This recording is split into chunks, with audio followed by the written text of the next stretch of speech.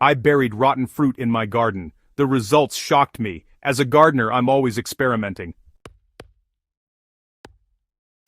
Some days, it's trying a new composting method. Other days, it's a peculiar soil amendment I read about in a dusty old gardening book. But nothing had prepared me for what happened when I decided, almost on a whim, to bury some overripe rotten fruit right in the middle of my garden.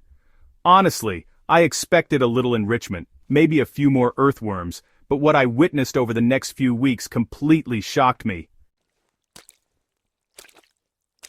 Today I want to take you on this journey, sharing my first-hand experience, the science behind it, and exactly what you can do if you're curious about experimenting with this simple but powerful gardening hack.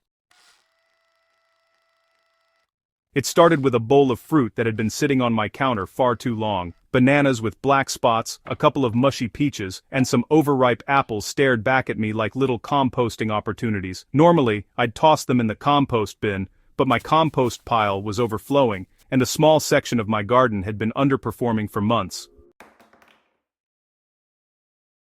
So, I decided to bury the fruit directly in the soil, thinking it might boost microbial activity and, hopefully, feed my plants in a natural, organic way. I dug a shallow hole about 6 inches deep, dropped in the fruit, and covered it back up. Simple, minimal effort.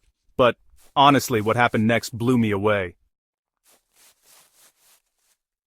The first week was almost unnoticeable. The fruit seemed to disappear into the soil slowly, and there was a faint earthy smell if I got close enough. But, beneath the surface, something incredible was happening.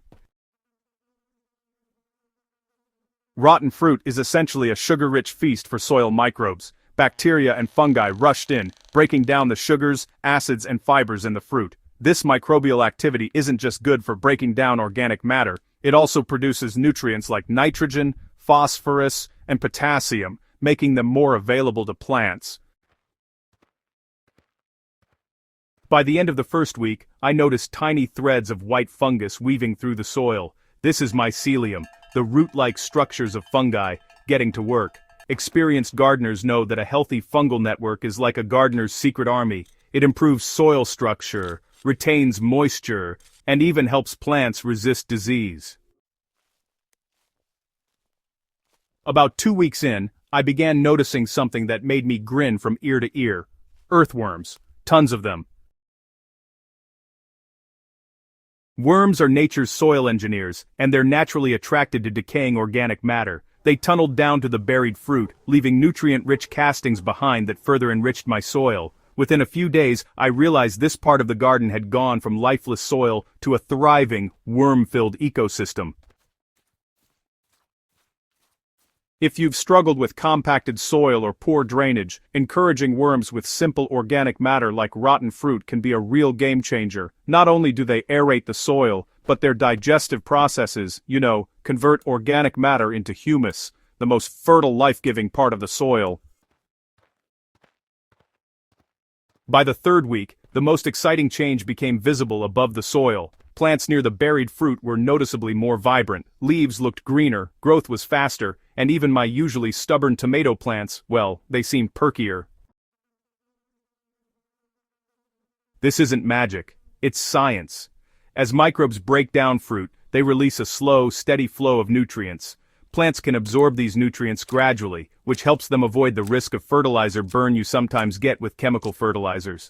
This process is basically creating an in situ, natural fertilizer that feeds your garden while also improving soil life.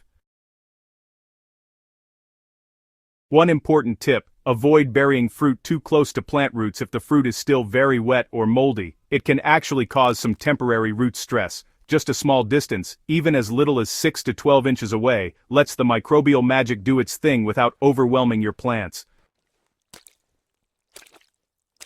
I expected the plants to benefit, but honestly, I didn't anticipate just how transformative this experiment would be for the soil itself. Here's what I observed over the next month.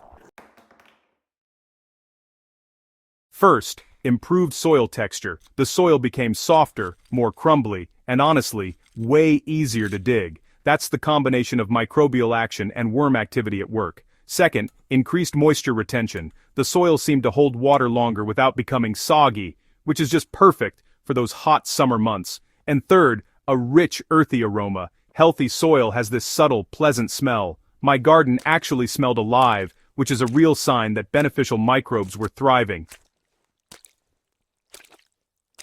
For those of you who are passionate about regenerative gardening, this is just a little reminder that small, natural inputs can radically improve the health and resilience of your soil.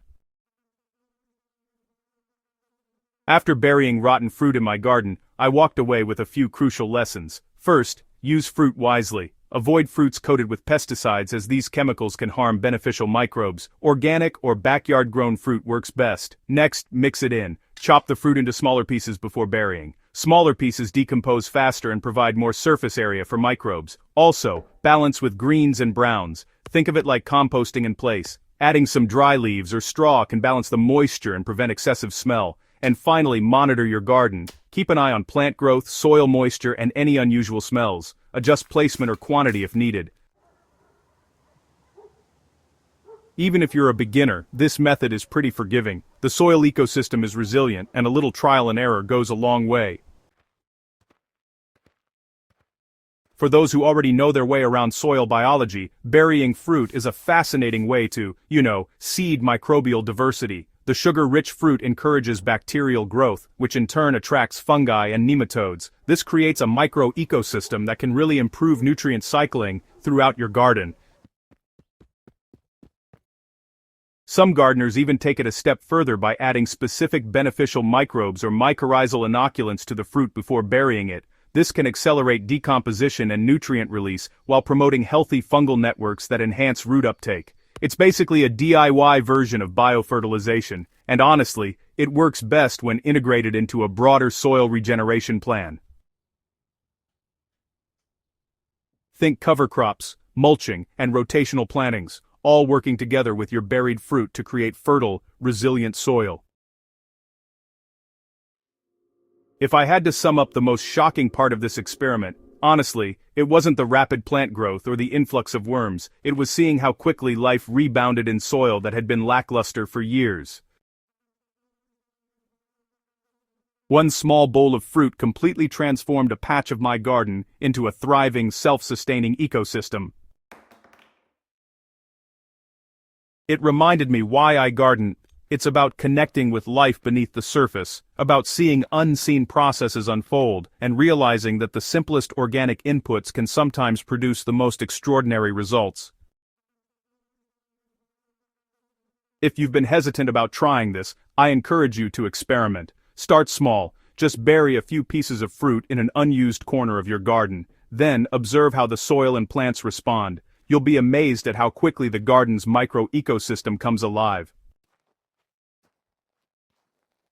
This isn't a quick fix, and, honestly, it's not about instant gratification. It's really about cultivating a deeper understanding of your soil, creating fertile ground, and letting nature do most of the work. Plus, it's a cost-effective, zero-waste approach that turns food scraps into garden gold. Burying rotten fruit in your garden might seem unusual, but, hey, the results are undeniable. From microbial explosions to thriving worms, improved soil texture, and vibrant plant growth, this simple act can have some truly profound effects. It's a small step toward regenerative gardening, a step that really rewards patience, observation, and a willingness to experiment. Gardening is just full of surprises, and honestly, sometimes the smallest interventions can produce the biggest transformations. So, the next time you see that overripe banana or soft peach, don't toss it. Your garden may just thank you in ways you never imagined.